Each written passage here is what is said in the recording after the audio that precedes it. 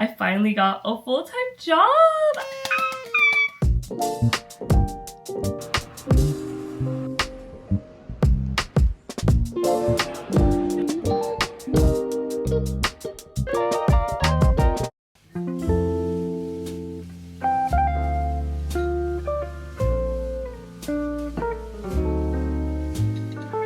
Hello! I have an update for you. My god, I'm kind of sick, so I'm gonna be coughing a lot. I have an announcement. I have great news. Whoa. I have great news, and it's basically I finally got a full-time job! I don't think I've expressed this, but I actually got a contract job 5 or 6 months ago, and I didn't want to say anything because I didn't want to have this contract role only last for a few months and then I'm unemployed again. So I didn't want to jinx myself and anything, but they have officially given me a full-time role and I am so happy and I am so blessed because this job market is too crazy. My vlog series has been called A Jobless Life, and I feel like that doesn't make sense anymore because now I have a job.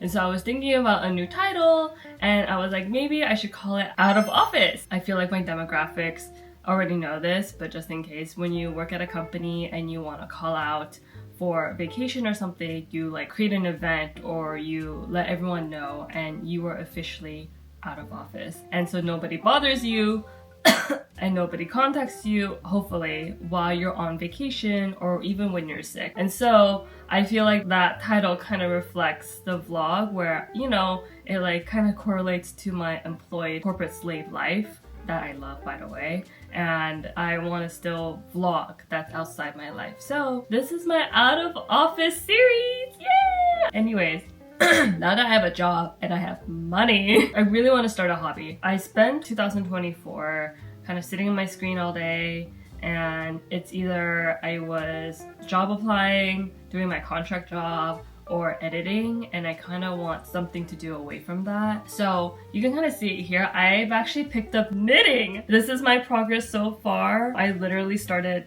this week, so ta-da! I'm very proud of myself. Actually, I've recorded clips of bits and pieces of my progress so far. So, oh my god. So here it is. Hey, okay, it's the middle of work, but I got a package. I got yarn from Knitting for Olive, and I got this beautiful blue, poppy color. It's very vibrant there, but in real life, it looks very nice. I think... Ah! Okay, I got 4 of these because I didn't know how much was enough. Oh my god! Knitting for Olive. The yarn you have just bought is produced with care. Look at these little sheets. Gorgeous, gorgeous. I really hope this is enough. It looks like it's enough, but it feels really nice. It's very soft. It's a lot thinner than I thought. Okay, it's a lot thinner than I thought. Oh my god, this is gonna take me forever. I've been wanting to find a blue sweater similar to this actually, and I couldn't find anything that fit me or wasn't the right color of blue. So I was just like, I'll just make it myself then. Okay, wish me luck. Oh my god. My husband's friends are over, so I'm holding myself into our room. I brought my laptop. Guys, honestly, I went into this project thinking that's not going to be so difficult, and when I bought a pattern online and when I was reading through it, I thought it was going to be like an IKEA instruction manual kind of thing, but it's just all text and I was left so lost. And I feel like I'm reaching for the moon, but I'm gonna land in a random area. I'm making a sweater vest. Bear with me because I'm just picking up everything as I'm going along with it. So I'm using a pattern from November Knits. It's the Montpellier Top Light. And I like how classic it looks, but I cannot understand the instructions at all, to be honest. So I'm also going to be following a YouTube video. The YouTube video is This one from Teddy Kim, and it's a literal 3-hour video of like a step-to-step process on a sweater vest. They both look very similar. The problem is that both the manual for November Knits and the YouTube video from Teddy Kim are using 2 different thread sizes, 2 different needle sizes, and I am also using a different yarn size as well. So I'm gonna be a little extremely lost. So I think I just kind of have to figure out as I go. But all I know right now is I need to make a gauge. So I have 3 needles with me, because just in case. I have a 4mm, a 3.5, and I know this is a 3mm. Okay, these are a lot smaller than I thought. Okay, let's just practice with the gauge first. I feel like starting a hobby is so fun until you have to learn everything. Okay,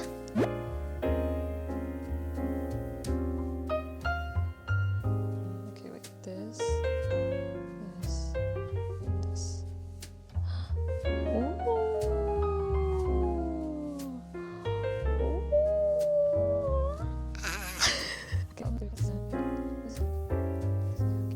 I get it.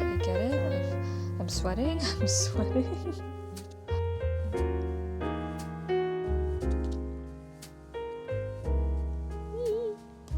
is so cute. I'm literally sweating.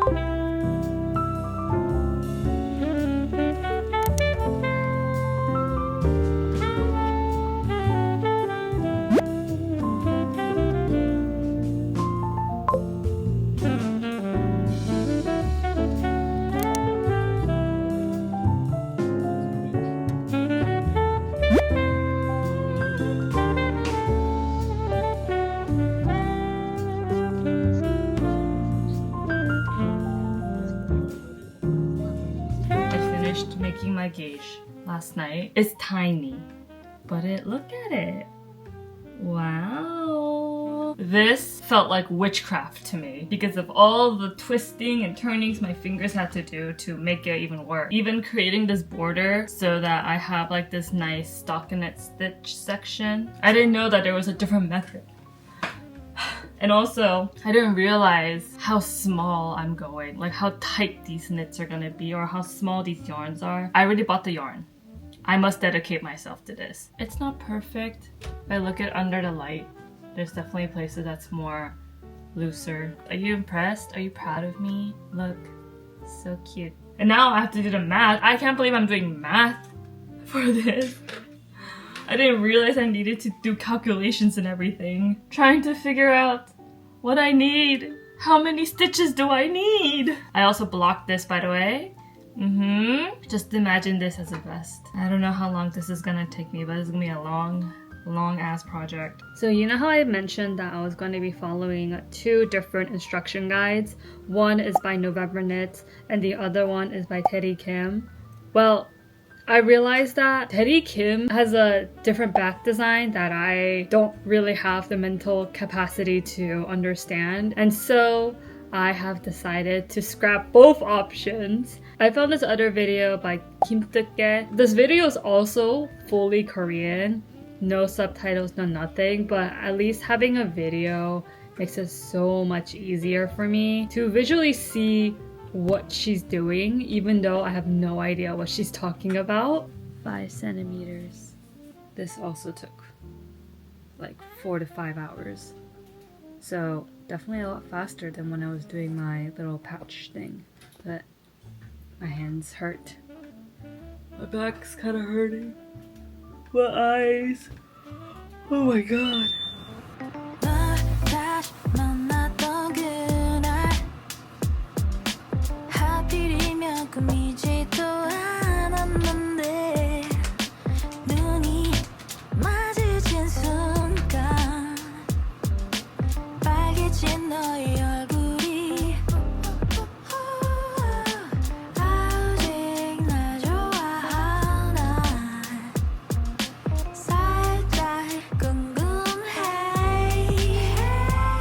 Good morning.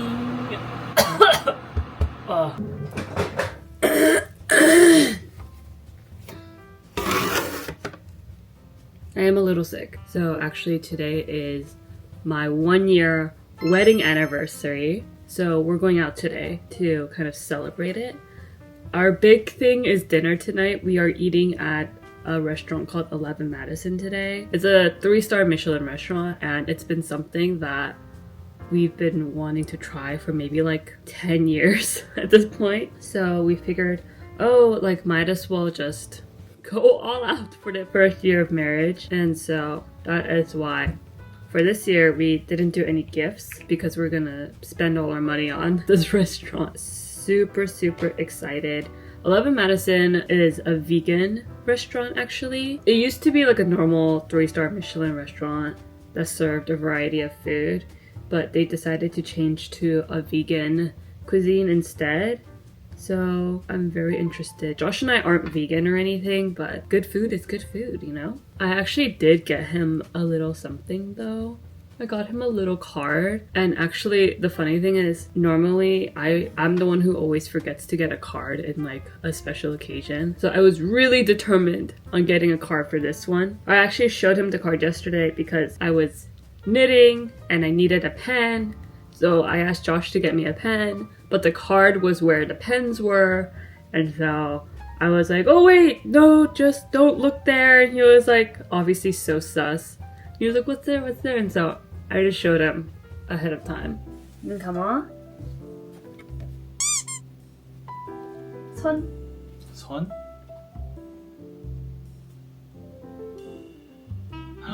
Where did you get this card? I wrote you a card! When did you get me a card? I ordered it! Really? Uh-huh. Oh my god, it's so cute! Yes, Uh-huh. happy 1-year anniversary! Baby! I didn't know we were gonna do something like this. It's just a card! Yeah, but it's nice to receive one. I feel like I didn't get you a card for Valentine's Day or your birthday or anything. Hey, guys. To be fair, I usually give her the cards. So I wasn't expecting it. What a nice surprise. I'm happy. Oh, I'll get you more cards. Thank you.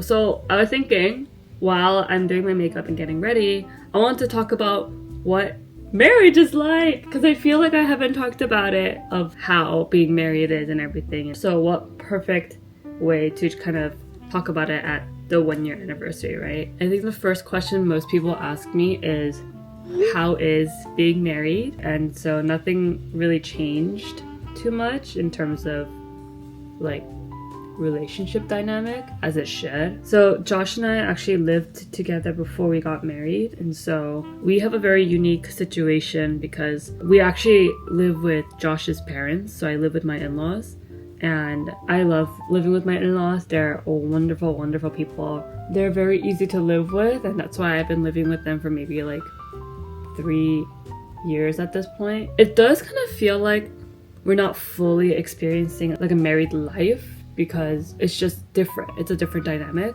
I feel like we would have a lot more different conversations, a different lifestyle, even different like financing, budgeting, and all that stuff if we were living on our own. But overall, very good. We figured out a lot of how to communicate better with each other, how to confront things better with each other, be more aware of each other's like emotions and spaces and time and everything. Another question a lot of people have been asking me, especially people who aren't married, is how did you know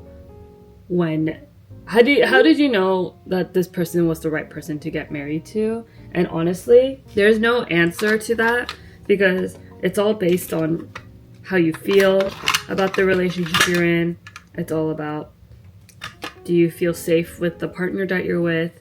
Do you feel comfortable with the partner that you're with and happy that you're comfortable with your partner? I feel like there's a lot of people who break up their relationship because they feel too comfortable with the person, and that's valid too. So I think the contrast is that you feel comfortable with the person and you're very happy with that. Marriage is something that I've always wanted since I was younger, so it's not like I was rushing to get married per se, but I will say that we have talked about dating with the intention of marriage since the beginning.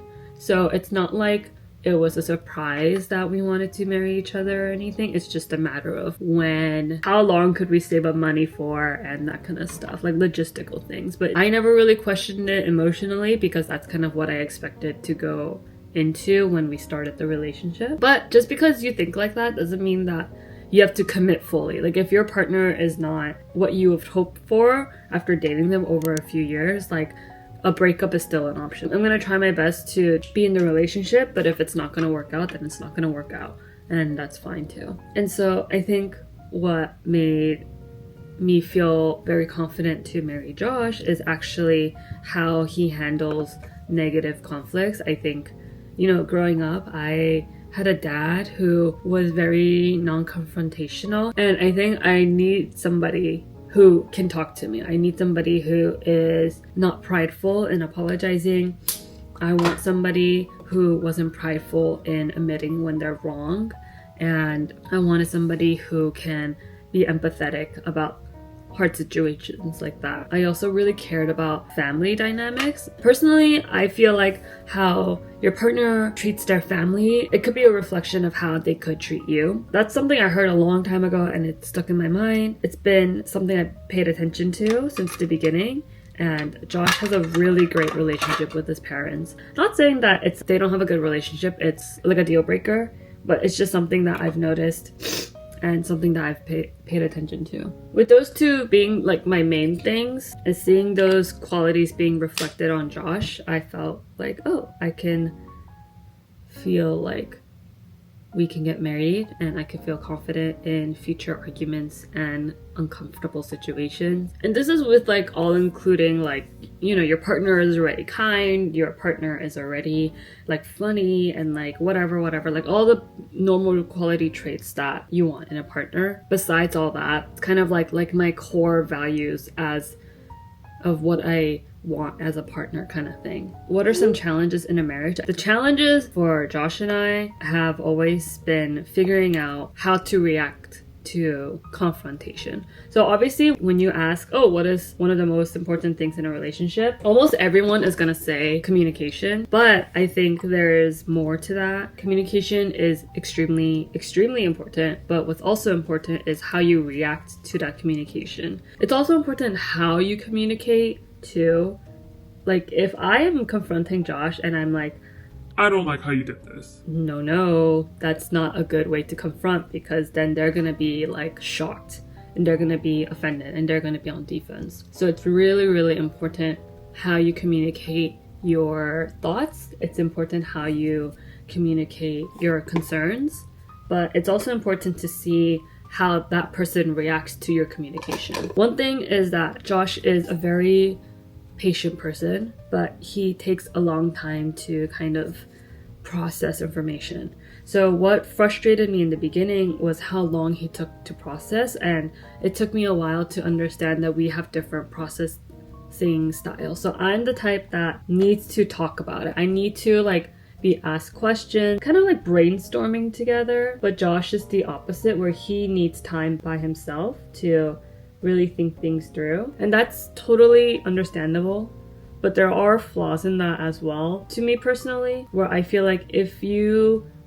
take too long to process things by yourself, you feel like the timing is off to rehash that conversation. Or I feel like what happens is, especially because that process, you know, like the second you're like, I have an issue, you start processing, right? The issue I have with that is that sometimes when you're processing things and you're not like talking about it, you kind of fill in the gaps of the stories and the questions and like that processing in your head. I did a terrible job explaining this, so let me redo it. An example of this is, in the beginning, there will be times when if I was upset about something, I would bring it up to Josh as a surface level conversation starter, and he would take that initial start and process it and take some time away to think about it.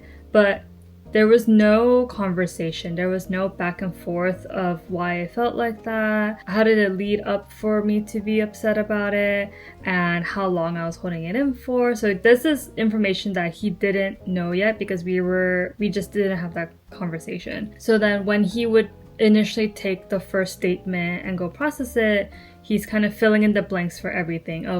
He's filling in why I'm upset, he's filling in how it led up to this point, and so on. And most of the time, what he kind of filled in for himself to complete the story, it wasn't how I actually felt, or it wasn't actually how it led up to that point. Perspective is not one-dimensional, so it's really easy to get in your head and to kind of fill in the gaps to make things make sense.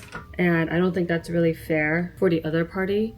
So we had to have a talk about like, okay, like this is now how I understand how you process. And I feel like it's not ideal as a couple because we have to talk about everything. I understand that he needs space to think about it, but at the same time, like I also need to go through my process too. So it's kind of like figuring things out. And that has been a challenge, especially in the beginning when we moved in together too. But these days, I think we've kind of figured it out, and communicating with each other has been significantly easier, have been a lot lighter, and it became a lot more natural and easier for both of us to bring up confrontation, especially Josh. And I'm really proud of him. I think Josh is less confrontational than I am. And I think in the beginning, when I moved in, he had a hard time confronting things because he's the type that's like, okay, like if it happened once, then I'm just gonna like take a note, and if it happens like 2 or 3 more times, then I'm gonna bring it up. But then I'm like, if it happens once and it's bothering me, I'm gonna bring it up right then and there. Like that's the difference between us. I told him, hey, I don't think it's fair for you to keep it all in your head and make all these like notes in your head when you can just tell me about it and I can just like know from the first get-go and like go from there. He also agreed to that, and he's been doing a lot better in confronting me about what he's been hurt by what I said or what I did as well. And I think that's great. I also think what's something hard, especially with confrontation, is putting down your pride. I think feeling like you're justified and feeling like you're right is a very natural thing, and that's something that you want to be when somebody's confronting you about your flaws. Actually, I learned this from Josh because he's actually really good at this. Whenever I confront something to Josh, he literally takes a second to, and I can see it, right? Like I can see that he wants to prove that he wasn't really in the wrong, or I can see that he wants to tell me like his point of view, like his reasonings. But the first thing he says is, oh, I'm really sorry. I like understand where you're coming from, and let's like talk it out. And I think I really appreciate that because I feel like I could see him battling that instinct of being like, oh, but like I did this because XYZ, and like giving me the reasons why he did certain things. Not saying that just because you're in the wrong doesn't mean that you're not justified, but I appreciate that a lot. I think especially on the side where I was hurt. Anyways, makeup is done. Ta-da! It's like pink because of my desktop. Cute, right? Ta-da!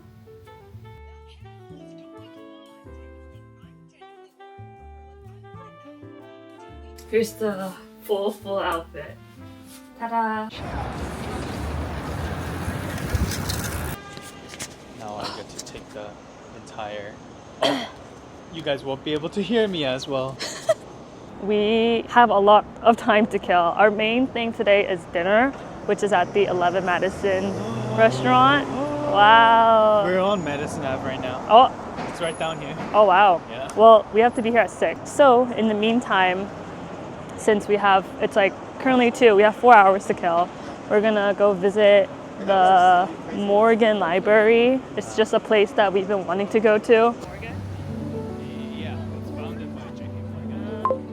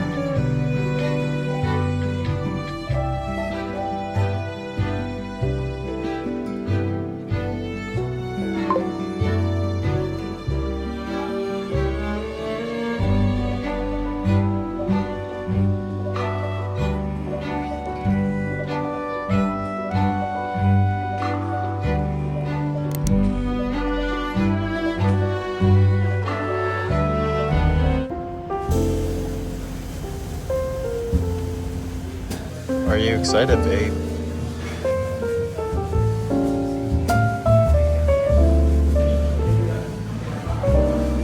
We're like right in the center, right in the back. Yeah. And like a really big table. So we got the 5-course menu, and the first course is focused on one specific ingredient. For this season, it was the potato. So under this first course, there's 3 dishes. The first one is a smoked potato tea, and I was expecting this to taste like tea, like more herbal, watery kind of thing, but the actual flavor profile was really rich. What did it taste like? Like vegetable.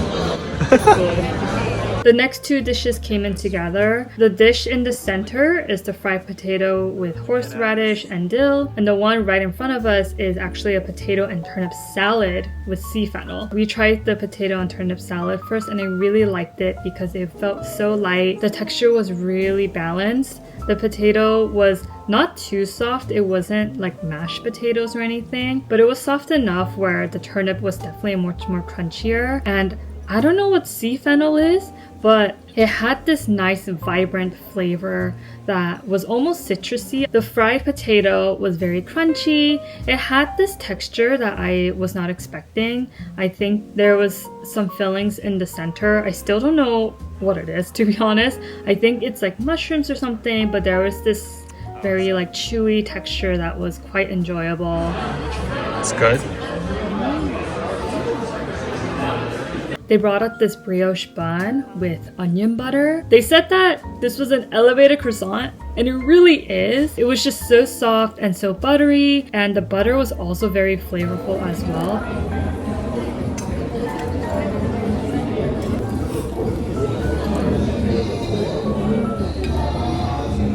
That's called tombori, and it has leek and avocado. So the yellow thing is leek, and the green bumpy texture looking thing at the bottom are actually seeds, and they said that they imported these seeds specifically in Japan, and those specific seeds are only made in Japan, so it's very limited ingredient. I found out underneath it there was actually avocado and jalapeno, and that really brought it in. The seeds were interesting because it was like seeds. I don't know how else to explain the texture. It wasn't too hard, it wasn't too soft. I normally don't like leek, but the way they prepared it was really nice and flavorful overall.